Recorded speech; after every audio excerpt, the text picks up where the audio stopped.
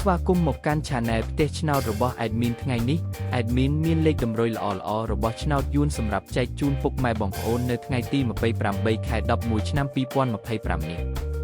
ដូចនេះ Admin មិនចង់ឲ្យចំណាយពេលវេលារបស់ពុកម៉ែបងប្អូនយូរតោះយើងមកតាមដានលេខតម្រុយរបស់យើងទាំងអស់គ្នាសម្រាប់លេខតម្រុយ2លេខមានលេខ25លេខ46សម្រាប់លេខតម្រុយអូស2លេខមានលេខតម្រុយទី1អូស20និងលេខតម្រុយចុងក្រោយអូស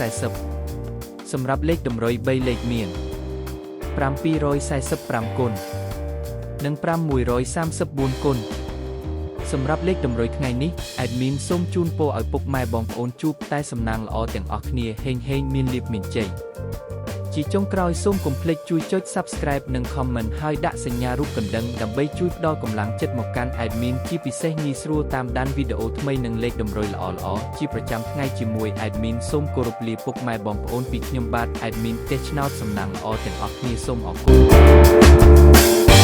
ណ